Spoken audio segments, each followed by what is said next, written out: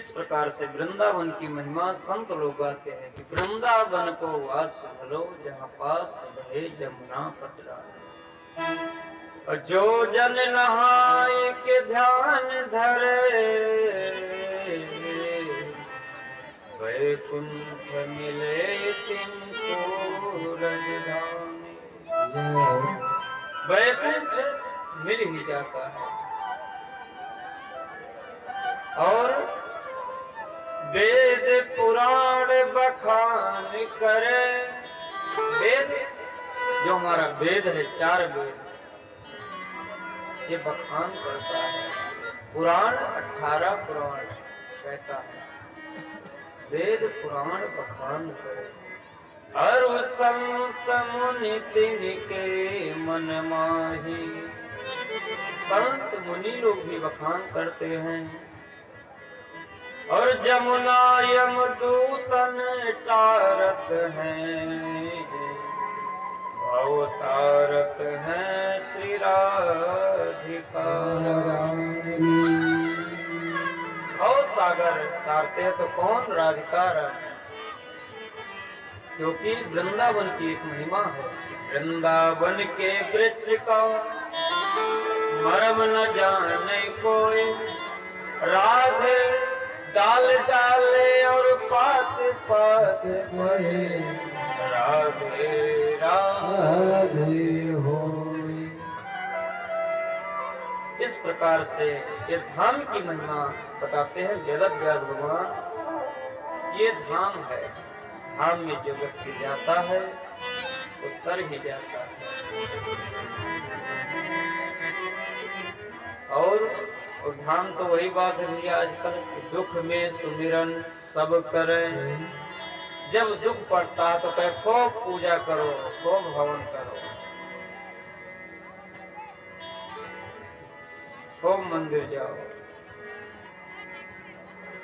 ये सब काम करते हुए यहाँ से न उठाओ को न खड़ा करो।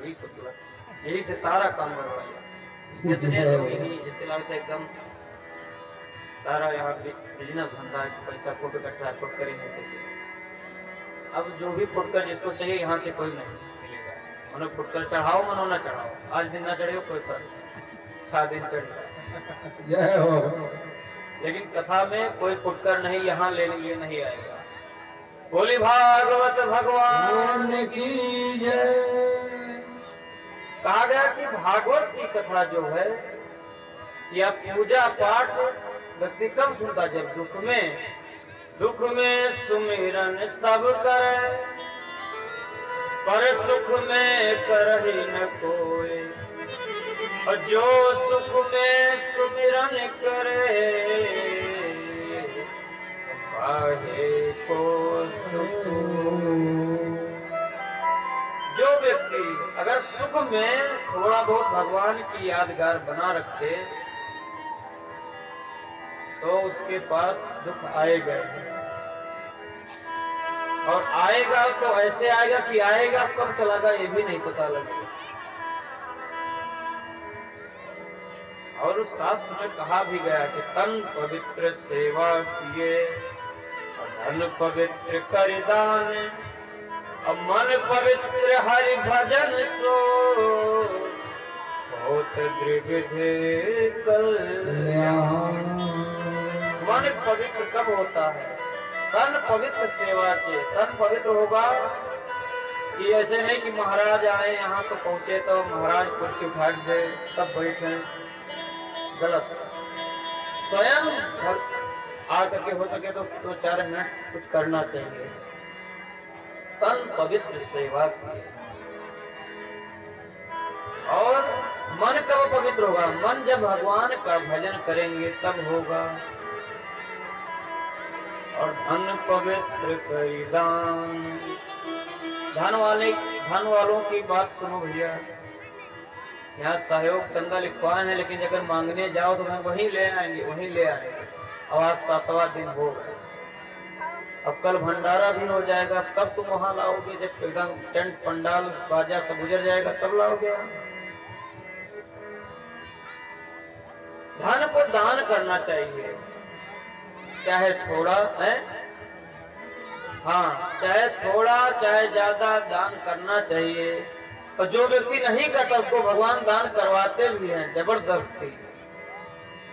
जैसे एक सेठ जी थे, और सेठ जी महाराज बड़े कंजूस, एक भी रुपया कहीं मंदिर में गुल्लक में नहीं डालना, किसी को देना नहीं। और इधर एक दिन की बात, कुछ लोग गांव के तीर्थ यात्रा जा रहे थे। कुछ लोग, सेठानी ने कहा सेठ जी से, महाराज आप चले जाइए।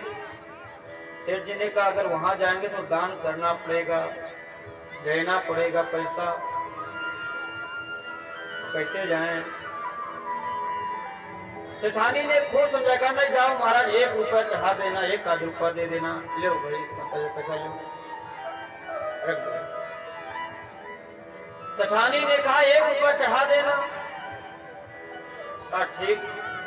अब सेठ जी सभी गांव वालों के साथ चल दिए। कहाँ? अयोध्या धाम। अब अयोध्या में पहुंचे तो जैसे साधन से उतरे तो ये हुआ कि पहले सरजू जी नहाया जाए। अब सरजू जी नहाने के लिए गए, और इधर सब लोग तो नहाने के बाद सोचे कि यहाँ पंडा जी है, यहाँ जब नहाएंगे तो पंडा गाऊ, वहाँ गाय गौदान होता है तो गौदान करेंगे। तो सेठ जी ने सोचा यहाँ अगर नहाए तो देना पड़ेगा, चलो जहाँ आदमी नहीं हो वहाँ नहाते हैं। तो घाट छोड़ते गए, आगे गए तो एकदम सुनसान मामला। अब वहां सोचे कोई नहीं, चारों तरफ देखा, जब कोई नहीं तो नहाने लगे। और इधर भगवान ने सोचा सेठ जी से कि भाई तुमसे दान करवाना अवश्य है। भैया उधर सीता,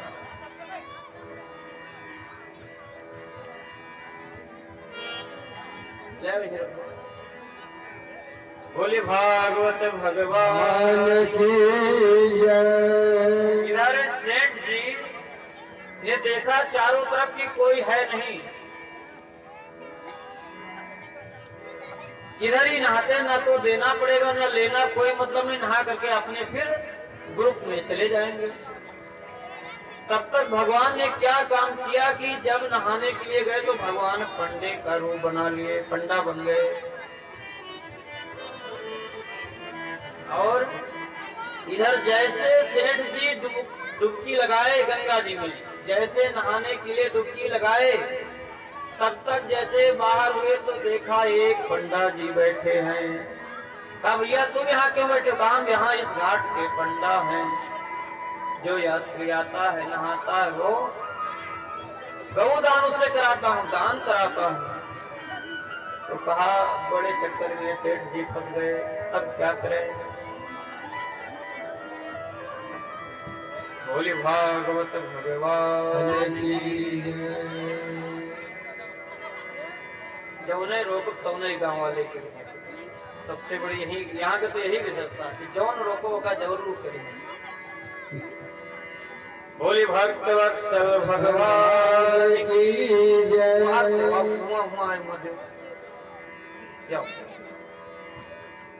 पैसा अगर रखे रहो सभी लास्ट में दे हो तो और अच्छा रहे।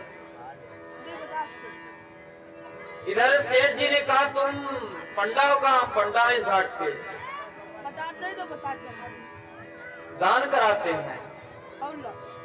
तो कहा ठीक है महाराज। नहाया, नहाने के बाद में कहा महाराज दान कितना करना पड़ेगा? कहा कम से कम 11 रुपया।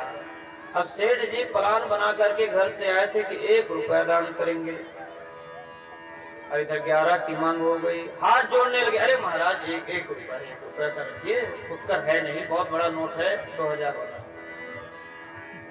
तो कहा ठीक है, 1 रुपये का संकल्प करवाए गौदान के। लेकिन इसके बाद भी सेठ जी ने कहा महाराज 1 रुपया है नहीं, घर पर आपको आना पड़ेगा लेने को। एड्रेस पूरा लिखवा दिया, नाम पता गांव जिला सब जब लिखवा दिया। भगवान पंडे के रूप में है।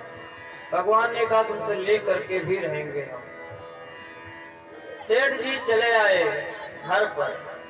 अब जब पंडा जी का आने का समय हुआ तो भगवान फिर पंडा का रूप बना करके आए और सेठ जी के घर पर आए। कहा सेठ जी तब तक इनको पता लग गया कि वही पंडा है, तो अपने पत्नी को बुलाया, कहा इधर आओ, और जा करके सेठ जी आंगन में लेट गए और उत्तर गुड़वारी दक्षिण गुड़वारी करके लेट गए।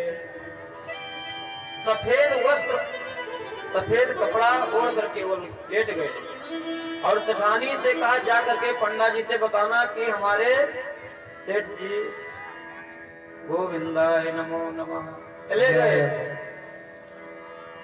इस तरह बताना। बस सेठ जी बस पंडा जी चले जाएंगे, हमको हमारा दान भी नहीं देना पड़ेगा।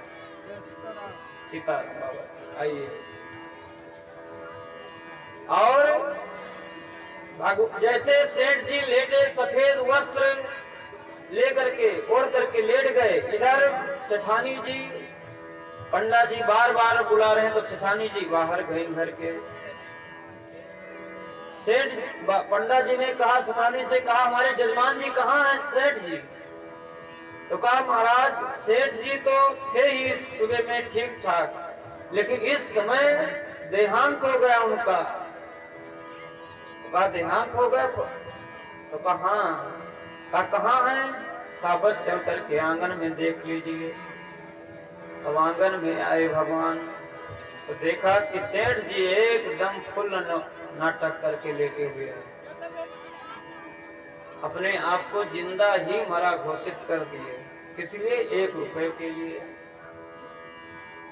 भगवान ने कहा कि भाई हम पंडा हैं, हमारे ये जजमान हैं और हमको इनका दाह संस्कार करा करके ही जाना है, हमारा फर्ज बनता है, कर्तव्य है। जब इतना कहा, अब सेठानी की धड़कन तेज कि अब आगे क्या होगा। भगवान ने कहा कि लकड़ी और कपड़ा उपड़ा आया कि नहीं? अभी लकड़ी का व्यवस्था हुआ, कपड़ा आया? सेठानी ने कहा महाराज अभी तो कुछ ही देर पहले खत्म हुए हैं, अभी तो व्यवस्था कहाँ, गांव वाले जान भी नहीं पाए थे। अब गांव वाले भी आना शुरू कर दिए और इधर महाराज जी एकदम पंडा जी तो उनके पुरोहित बन के गद्दी पकड़ लिए, कुछ चौकी लगाकर बैठ गए, ऑर्डर देने लगे, तुम जाओ लकड़ी लाओ, तुम जाओ कपड़ा लाओ, तुम जाओ अगरबत्ती लाओ, तुम जाओ घड़ा लाओ।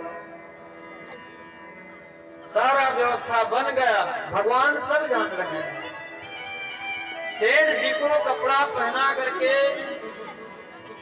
बैठाया गया, जो कहते हैं क्या नाम, चिट्ठी, हाँ उस पर बैठाया गया। सब लोग लेकर के चल दिए, कहाँ? शमशान घाट पर। और शमशान घाट पर जब लेकर के गए तो वहां सभी लोग उनको लेकर के राम नाम सत्य है, राम नाम सत्य है, राम नाम सत्य है। इधर क्या हुआ कि आखिरी समय जब घाट पर लेकर के गए, नहलाया गया, धुलाया गया, कपड़ा पहनाया गया, सब कुछ हो गया, मरघट दान वान जो कुछ होता है, सेठ जी को टिक्की उस पर लिटाया गया जहां दाह संस्कार लकड़ी पर जलाना था। आखिरी समय में यह हुआ कि अब आग लगाना है, जलाना है। तो महाराज भगवान ने कहा कि ऐसा है, हमारे ये पुरोहित हैं, यजमान है, पहले मैं गुरु मंत्र इनको दे दूंगा, आखिरी मंत्र जो होता है वो मैं दे दूं, तब इनको जलाइए सभी लोग। अब भगवान गए पंडे के रूप में और कान में सेठ जी के बोला, सेठ जी अब जलने जा रहे, उठ जाओ। जब इतना कहा भगवान ने कि सेठ जी उठ जाओ, जलने जा रहे हो, तो सेठ जी ने जानते हो क्या कहा? महाराज मेरा एक शर्त है, हम उठेंगे जब तुम कह दो कि 1 रुपया हम नहीं लेंगे। जय हो। और जैसे इतना कहा भगवान ने कहा ठीक है भैया, हम 1 रुपया नहीं लेंगे, लेकिन तुम उठ जाओ। तो उठ के चले गए। तो कहने का मतलब ऐसा कंजूसी नहीं कि 1 रुपए के खातिर मरघट पर जाना पड़े। दान जिससे जो हो सके, मान लीजिए किसी ने 500 लिखवाया भी है, नहीं सामर्थ्य तो 250 तो दे ही सकता है, आधा उसका कर दे। और नहीं एक बैग कहे नहीं 500 लिखवाया महाराज 50 देंगे, तो सोचो महाराज 1 लाख का 1.25 लाख का व्यवस्था बनाए बजट, और डायरेक्ट जब 25,000 पर कर दोगे हमको, तो लाएंगे कहाँ से? टेंट बेच करके कि साउंड बेच के? देना है सबको पैसा, तो सभी लोग सहयोग अवश्य करें। और आज की कथा आखिरी कथा है, सुदामा चरित की पावन अच्छी कथा होगी, सभी लोग ध्यान से सुनेंगे। और कल हवन होगा सुबह में, और सभी लोग सम्मिलित होना, और भंडारा होगा। भंडारे में जो लोग तन से सेवा करना चाहें, चाहे पुरुष वर्ग चाहे महिला वर्ग, वो लोग सेवा कर सकते हैं। बोले भक्तवत्सल भगवान की जय। कहने का मतलब हमारे कि दुख में सुमिरन सब कर, सुख में करे न कोई, जो सुख में सुमिरन करे तो पावे कोई। जो व्यक्ति भगवान को मान करके दुख और सुख को सहन करता है, सुख को भी सहन करता है और दुख को भी सहन करता है, उसका कल्याण होता है। क्योंकि कहा गया है, कबीरदास जी ने कहा है कि कबीरा सब जग निर्धना, धनवंता नहीं कोई, और धनवंता से जानियो, जाको राम नाम धन हो। जिसके पास राम नाम धन है, गोविंद के नाम का धन, भगवान उसी का पूर्ण भी मनोरथ करते हैं और उसी के पास आते भी हैं। जैसे अहिल्या जी का आपने सुना होगा कि पत्थर की बन गई थी, भगवान आए उसका भी उद्धार किया। और गणिका जामिल व्याध गीत गजाद खल तारे घने, इतने लोग को भगवान ने तारा कब, जब भगवान की शरण में आए तब। कहने का मतलब दिया सभी लोग भगवान के ही शरण में आए। जब कोई नहीं आता मेरे श्याम आते हैं, जब कोई नहीं आता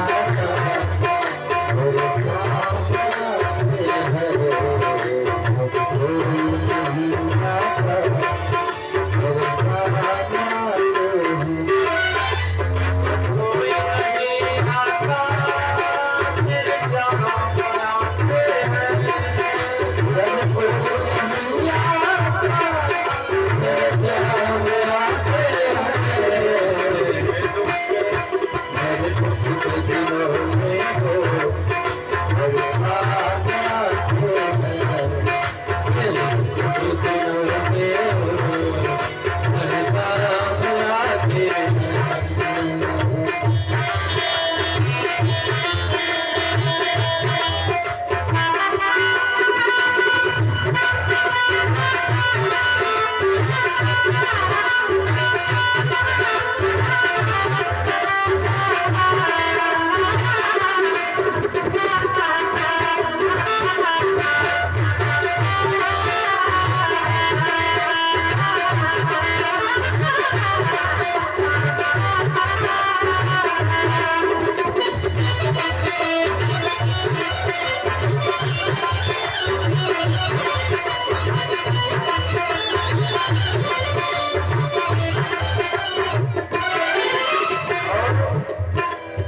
भगवान को जब कोई दुख और सुख में दोनों में ही बुलाता है। जैसे कहा गया है कि जाना तो सबका ही सुनिश्चित है, संसार से जाएगा, आया है सो जाएगा। कोई फूल न बाद में ऐसा खिला जिसे खिल के ना मुरझाना पड़ा, और विधि का अटल विधान रहा कि जिसे आना पड़ा उसे जाना पड़ा। संसार में जो आया है इसका जाना उसी दिन सुनिश्चित हो गया है। इसलिए सभी लोग मेरी नैया चलती है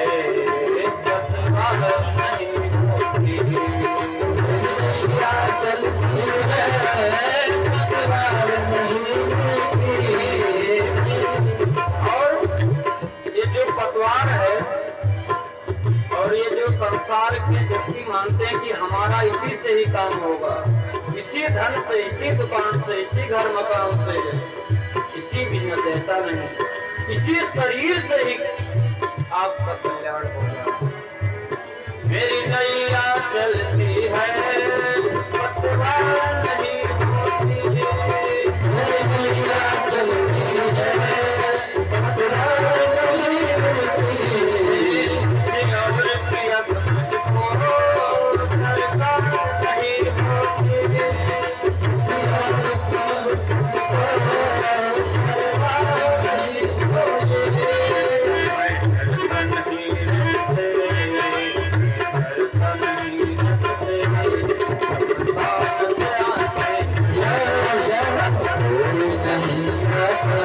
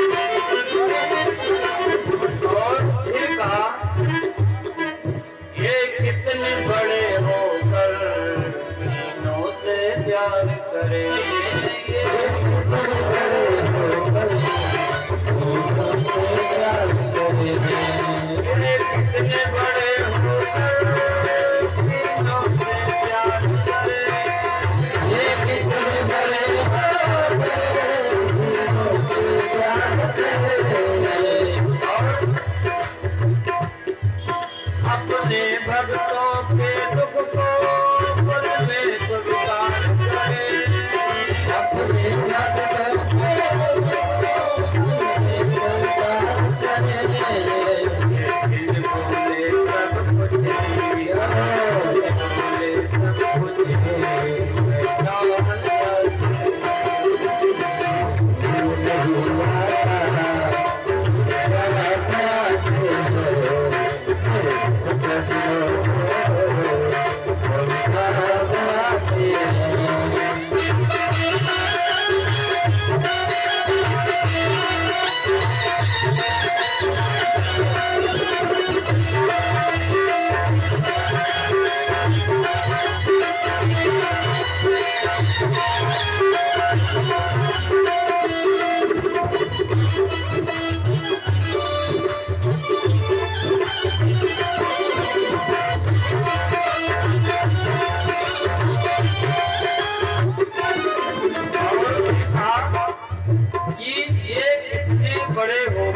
दीनों से प्यार करें। दीन कौन है? जैसे हमने कहा था, दीन कहे धनवान सुखी, धनवान कहे सुख राजा कुमारी, राजा कहे महाराजा सुखी, और महाराजा कहे सुख इंद्र कुमारी, इंद्र कहे चतुरानन को सुख, चतुरानन कहे सुख विष्णु कुमारी, तुलसीदास विचार कहे हरि भजन बिना कहने का मतलब ये कितने भगवान कितने बड़े हैं, पर दीन दुखी से ही प्यार करते हैं और अपने भक्तों के दुख को फल में स्वीकार करें। ये फल में ही स्वीकार कर लेते हैं कि दुखी है, यहाँ हमको इसका दुख काटना चाहिए। इसलिए याद करे यार इनको, दुख हल्का हो जाए, कोई याद करे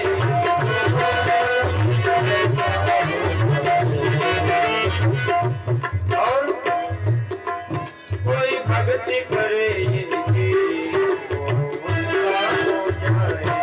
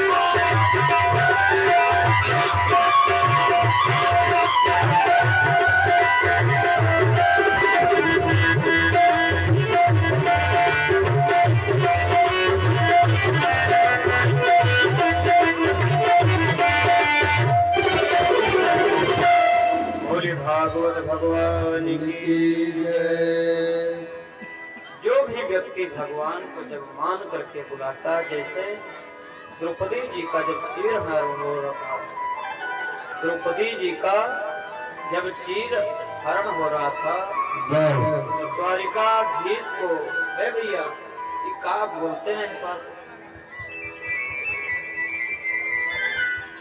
hello hello hello hello, Shri Ram Shri Ram Shri Ram Shri Ram. जब चीरहरण हो रहा था द्रौपदी जी का, तो उस समय द्वारिकाधीश को आखिरी में बुलाया, लेकिन भगवान श्री द्वारिकाधीश वहां गए और पल में स्वीकार करे अपने भक्तों का दुख। पल में, पल मतलब सब लोग देखते रह गए, कोई पलक नहीं मांगा कि कितनी साड़ी है कि नारी है। इतना साड़ी भगवान द्वारिकाधीश ने उस जगह प्रकट कर दिया। कहा गया जाको राखे साइया मार सके न कोई, बाल न बाका कर सके चाहे जो जग बैरी हो। अब श्रीमद् भागवत महापुराण में सभी लोग चलते हैं। कल भगवान द्वारिकाधीश का प्रथम विवाह हुआ रुक्मिणी जी के साथ, और जो रुक्मिणी जी हैं भीष्म जी की पुत्री, लक्ष्मी स्वरूपा है, लक्ष्मी स्वरूप है। और शिशुपाल से बलराम जी ने खूब युद्ध किया, युद्ध करने के बाद में पराजित किया, और रुक्मी जो रुक्मिणी का भाई है उसको भी घसीट करके लाए, कहाँ, द्वारिकापुरी। और वहां जब लाए, रुक्मिणी जी ने कहा कि इनको छोड़ दीजिए, ये हमारे भाई हैं, और हमारे तो भाई है लेकिन आपके भी तो कोई लगते हैं, साले साले साहब, आपके साले जी हैं, तो साले को मारना भी नहीं चाहिए, आपके भी नाथ है और हमारे तो भाई हैं। इस प्रकार से भगवान द्वारिकाधीश बलराम जी को समझाया गया, छोड़ दिया। और शिशुपाल, यहाँ कहने का एक बात और है कि जो व्यक्ति लक्ष्मी के ज्यादा चक्कर में पड़ता, जैसे लक्ष्मी जी कौन थी, देवकी, और देवकी से शादी कौन करना चाहता था, शिशुपाल। जो लक्ष्मी से शादी करना चाहेगा वो उसको शिशुपाल की तरह रोना पड़ेगा, और जो नारायण भगवान हरि से जो नाता जोड़ेगा वो उस व्यक्ति के पास लक्ष्मी जी अवश्य आएंगे, क्योंकि जहाँ पति रहेंगे वहाँ पत्नी अवश्य रहेगी। तो इसलिए सभी लोग नारायण का नाम लीजिए, लक्ष्मी का ज्यादा नहीं। और किसी ने कहा है कि माया को, लक्ष्मी जो है ये माया है, पैसा जो है ये माया, माया को सब कोई भजे पर माधव भजे न कोई, जो कदाप माधव भजे तो माया चेरी होए। जो व्यक्ति माधव भगवान को जपता है, भजता है, नाम लेता है, उसको माया चेरी होए, चेरी हो जाती है। जैसे आपको पता कि इससे, इस कार्यक्रम से पूर्व 2 कार्यक्रम यहाँ हुआ, 3-3 लाख 4-4 लाख रुपया खर्च हुआ, तो कहाँ से आया, क्षेत्र से आया, गांव से आया, लेकिन माध्यम हम बने, हम माध्यम बने तो क्या कार्यक्रम हुआ। तो इसीलिए सभी लोग माया को मत भजे, माधव भजे, माधव भजे न कोई। और जो कदापि, जो भी व्यक्ति माया को छोड़ करके माधव को भजेगा, माया चेरी हो, चेरी नौकर, जैसे नौकर से सब कुछ करा सकते हैं, ऐसे ही माया और पैसे से आप करा सकते हैं। सारा कार्य पैसे से होता है, लेकिन पहले माधव को भजना चाहिए। और जो व्यक्ति पहले माधव को नहीं भजता, माया माया लक्ष्मी, तो लक्ष्मी जो भजा ज्यादा, तो शिशुपाल की तरह रोना पड़ता है उसको। यही हाल इस जगह हुआ है। शिशुपाल शादी करना चाहता था और वो नहीं जान पाया कि ये देवकी छोड़ करके, रुक्मिणी छोड़ करके ये लक्ष्मी है, लक्ष्मी स्वरूपा है, इनको शादी हमको नहीं करना चाहिए। बोली भक्त वत्सल भगवान की जय। भगवान का प्रथम विवाह रुक्मिणी जी के साथ हुआ, दूसरा विवाह सत्यभामा तीसरा जयमूर्ति, चौथा कालिंदी, ऐसे ऐसे करके पांचवा छठवा सातवां आठवां 8 विवाह भगवान का हुआ। और उसी 8 विवाह में से एक के पुत्र हुए प्रद्युम्न जी महाराज। और प्रद्युम्न जी इसलिए हुए क्योंकि ये काम के स्वरूप भगवान भोलेनाथ ने जब काम को भस्म किया, बोले भक्त वत्सल भगवान की जय। जब उनको भस्म किया तो उनकी जो पत्नी थी वो रोती आई, हे महाराज हमारे पति को आपने मार दिया, भस्म कर दिया, अब कब मिलन होगा? था अब त्रेता में, द्वापर में, कृष्णा अवतार में होगा। तब कृष्ण तनय भई पति तोरा, कृष्ण तनय भई पति तोरा, कृष्ण तनय भई पति तोरा, कृष्ण तनय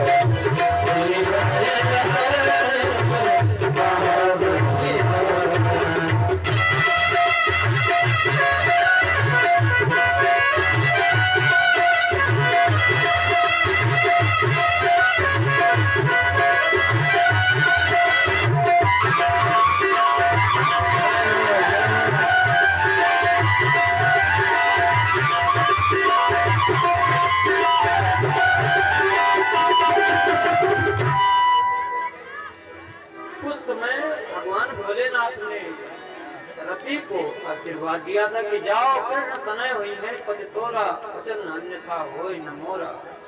जब यदुवंश कृष्ण अवतारा, जब यदुवंश में कृष्ण जी का अवतार होगा, जन्म होगा। बोले भक्त वत्सल भगवान की जय।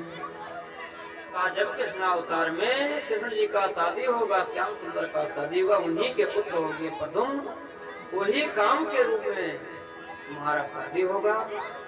और इधर भगवान का 8 विवाह हो चुका है, अब भगवान का भी विवाह होना है 16,108। जो 8 विवाह हो चुका है, 16,100 विवाह होना बाकी है। ये विवाह कब हुआ? सुखदेव जी ने परीक्षित से कहा कि महाराज एक भूमि पुत्र जिसका नाम था भौमासुर। भौमासुर बहुत बड़ा दानव था, दुष्ट था। ब्रह्मा से तपस्या करके वरदान प्राप्त किया था और वरदान में यही मांगा था कि जो मैं चाहूंगा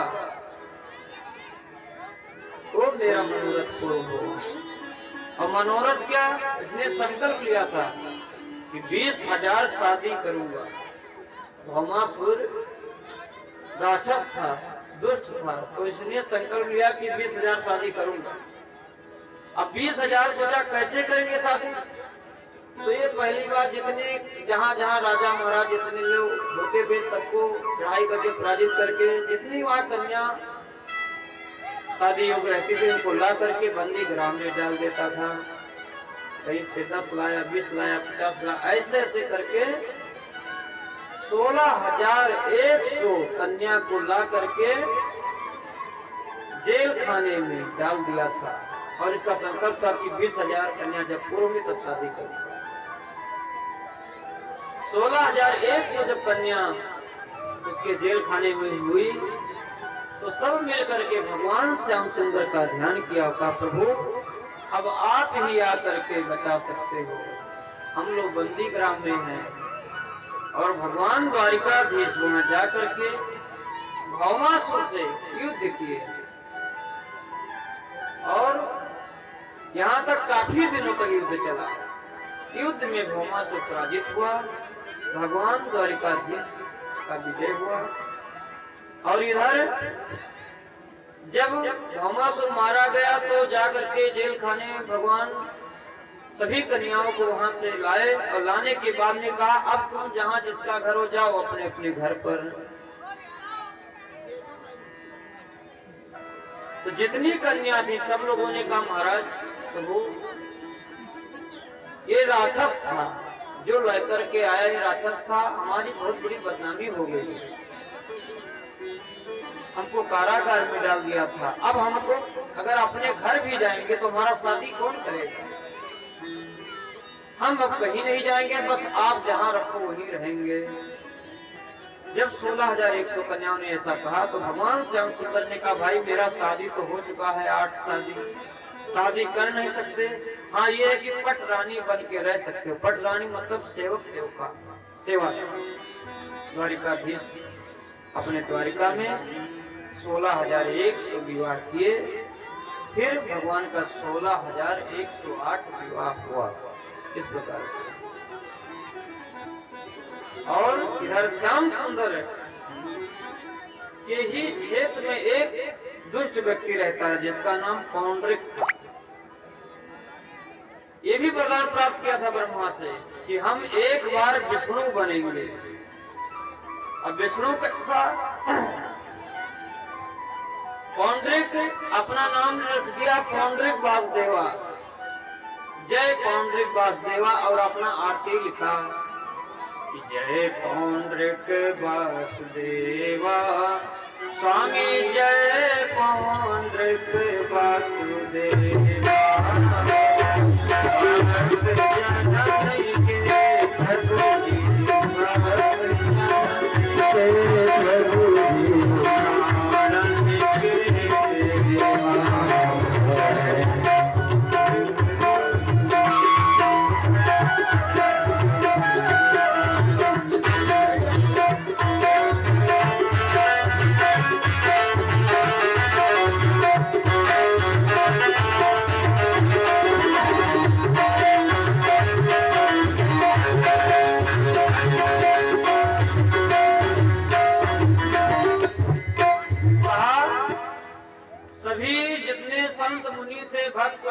ब्राह्मण लोग सबको बुलाया, कहा पूजा बंद करना, किसी देवता का नाम नहीं, किसी भगवान का नाम नहीं, बस हमारे नाम का पूजन करो, हमारे नाम का ध्यान करो, हमारे नाम से हवन करो।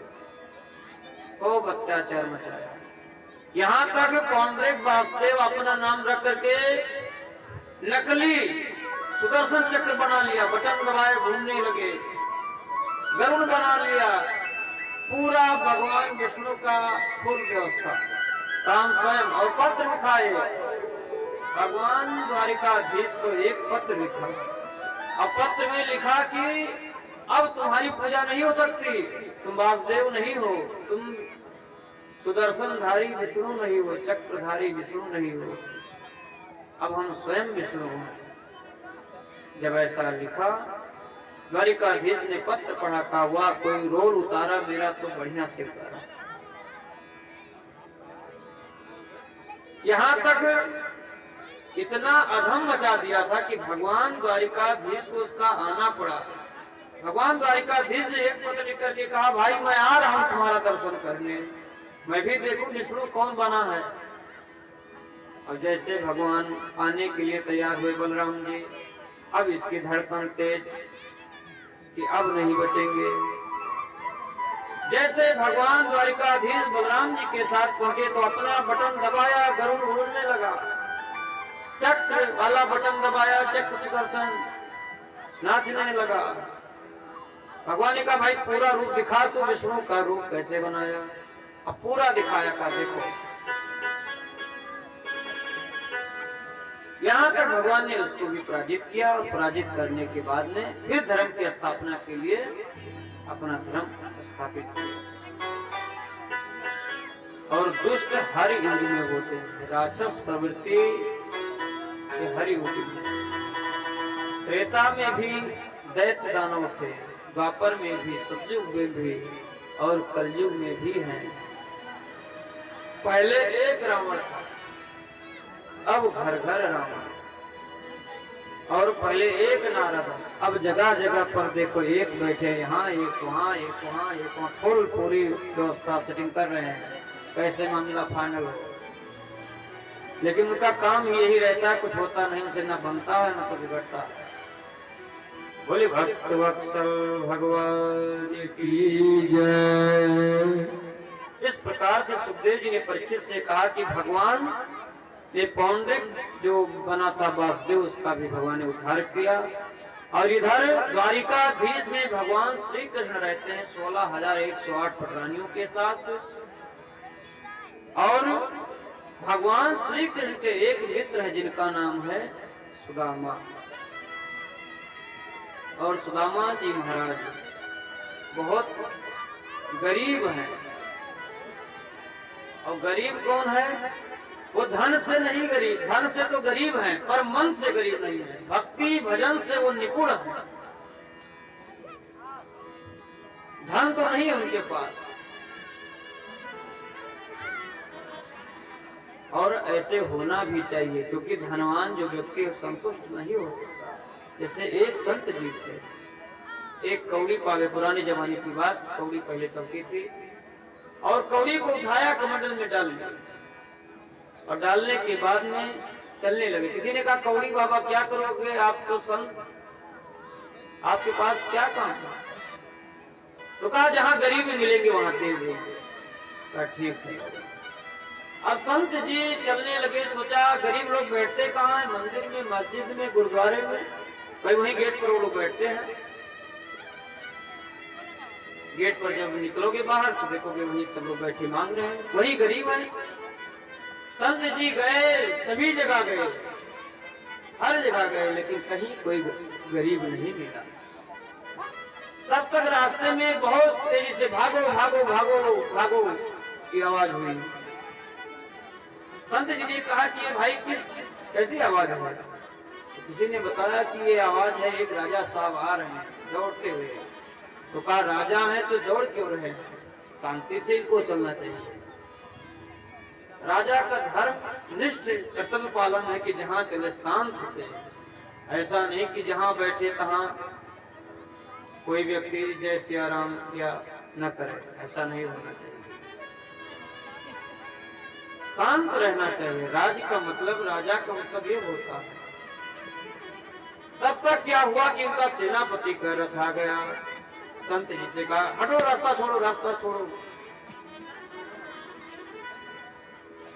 जैसे इतना कहा रास्ता छोड़ो, संत जी ने कहा क्यों भाई इतना जल्दी क्यों है, हम तो किनारे खड़े हुए हैं। कहा नहीं, जो राजा सावन का रथ आ रहा, उनके साथ सेनापति के रथ हैं। थोड़े रास्ते से थोड़ा पूरी रोड फुल चाहिए उनको रैली करने के लिए, पूरा रोड बंद होना चाहिए। जैसे आजकल जब कोई आता है तो पूरा बंद, चाहे पानी बगैर कोई मर जाए तो मर जाए तो मर जाए, लेकिन बंद तो बंद।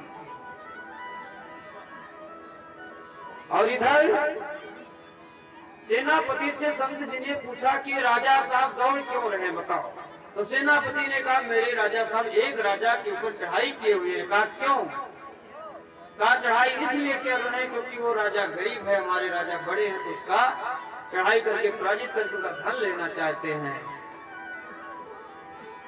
वही वो धन लेंगे। तो कहा धन उनके पास जब इतने बड़ा चक्रवर्ती राजा है तो फिर धन की क्या आवश्यकता?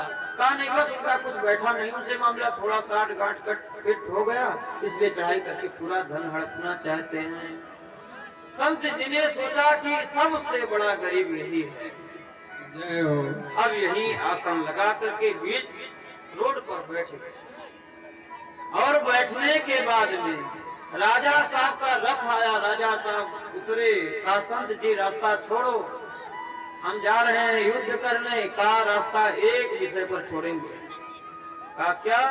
कहा आप हमारे आगे हाथ सीधा पसार दो।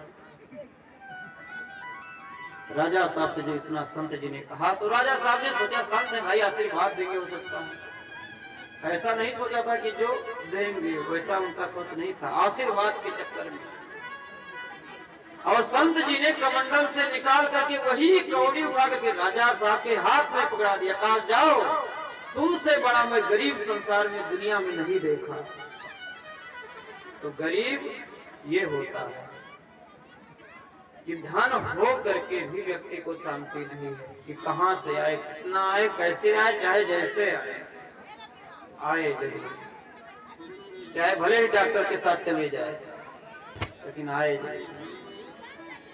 बोले भागवत भगवान की जय। एक बात और भैया, सब लोग सोच रहे महाराज खर्रा बात कहता है, तो खर्रा कहने की बात यह है कि हम अयोध्यावासी और रामचरितमानस का अध्ययन किए हैं, राम जी के भक्त हैं और राम जी के ही भक्त हैं। तो राम जी के भक्त तुलसीदास जी हैं। तुलसीदास जी ने रामचरितमानस में लिखा है कि सचिव वैद गुरु तीन जो प्रिय बोलहि भय आस, और राज धर्म तन तीन परग होहि भय गहीनास।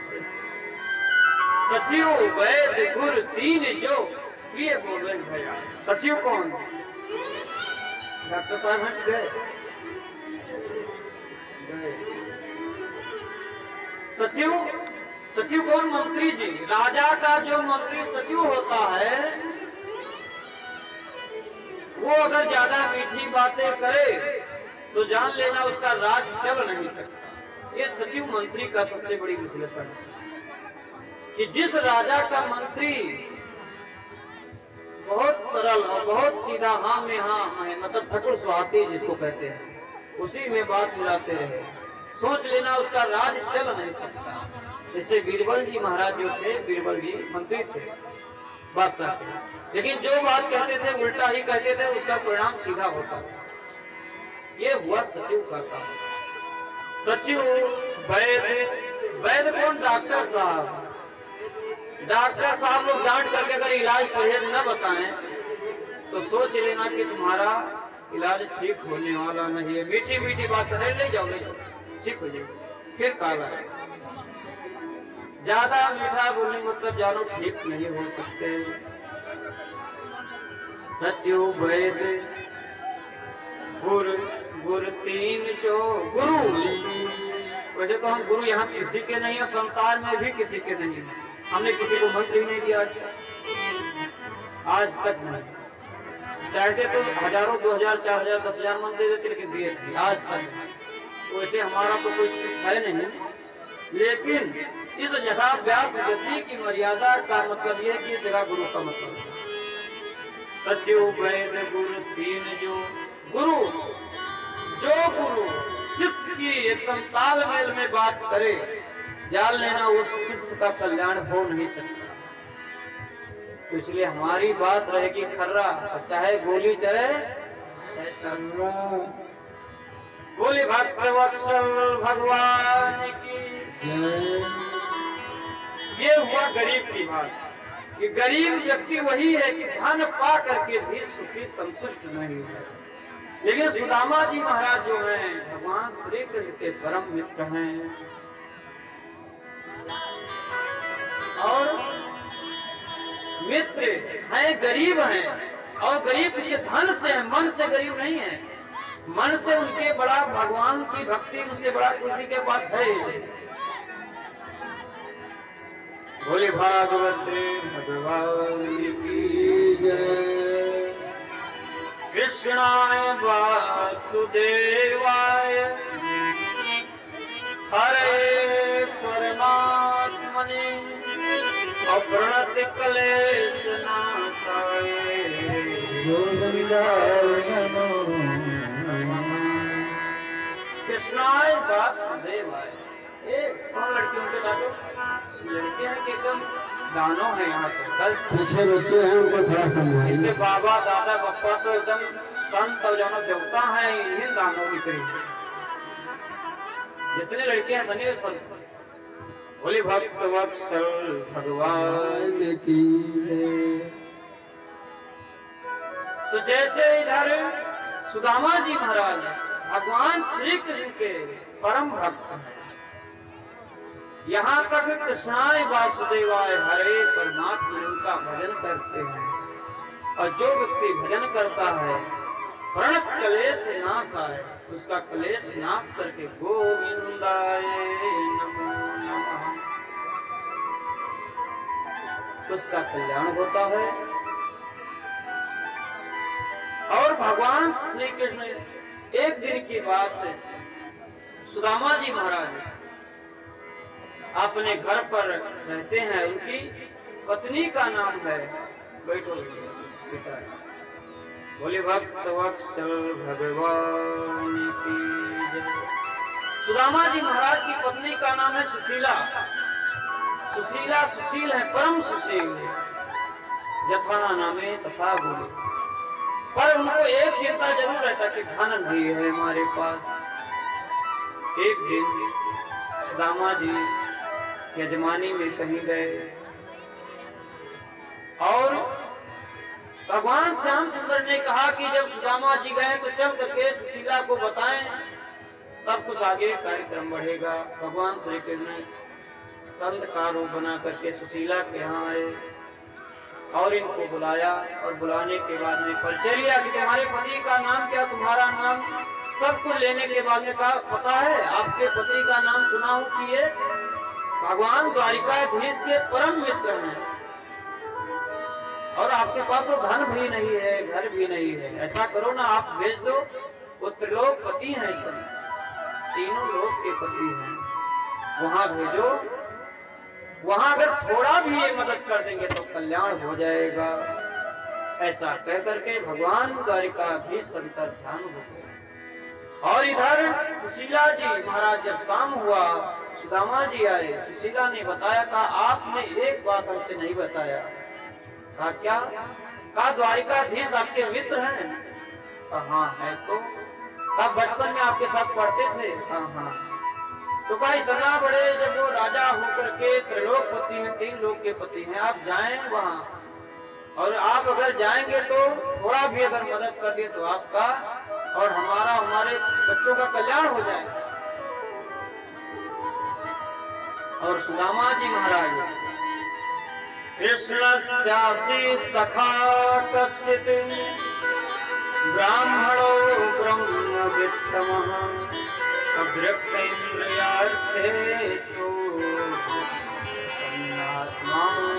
जितेन्द्रियः। कहा धन क्या करेंगे हम, हमारे पास सबसे बड़ा भगवान का धन गोविंद नाम का धन है, इससे बड़ा हमको धन की क्या हो सकता है। और धन तो जिनके पास भगवान के नाम का धन नहीं रहता वो धन व्यक्ति मांगता है। हम क्या करने जाएं और हम कैसे जाएं, इस हालत में हैं कि हमारे पास देखो ना तो शुद्ध कपड़ा है ना शुद्ध हमारे पास चप्पल है, सारा व्यवस्था बताया सुशीला को, का कुछ है नहीं। और हम मित्र हैं तो द्वारिकाधीश के पास जाएंगे तो पहचानेंगे कि नहीं, क्या पता काफी दिन हो गया साथ में पढ़ाई लिखाई की। सुदामा जी महाराज को सुशीला ने कहा नहीं, भगवान द्वारिकाधीश आपके धन और वस्त्र के भूखे नहीं हैं। और भगवान श्री कृष्ण गीता में कहते हैं कि पत्रम पुष्पम फलम तोयम यो मे भक्त्या परेक्षते। कहा पत्रम पुष्पम फलम तोयम, भगवान श्री कृष्ण द्वारिका पत्र पुष्प दे देंगे अगर आप। और हमने सुना है कि विदुर जी के यहाँ साग का भोजन किए हैं, साग खाया, दुर्योधन का मेवा त्याग दिए हैं। वो अमीर ही जरूरी नहीं, गरीब से भी मुलाकात करेंगे, आप जाइए, कहा मानिए हमारा। और जब इतना कहा सुदामा जी महाराज ने कहा चलो चलेंगे तो जरूर चले जाएंगे, लेकिन कुछ मित्र के पास जाना चाहिए तो कुछ लेकर के जाना चाहिए। तो कहा क्या लेकर जाए? सुशीला जी ने कहा आप रुकिए। वो गई पड़ोसी के यहाँ 4-6 जगह से थोड़ा चावल थोड़ा थोड़ा लेकर के आई। एक पोटली में बांधा का यही लेकर के जाओ। और इधर या चित्तां चतुरो मुष्टि विप्रातंडुलान अचैल खंडेन तान बद्ध्वा भद्रे प्राणादुपायन। कहा या चित्तां चतुरो मुष्टि, या मतलब 4 मुट्ठी चावल बांध करके और भगवान द्वारिका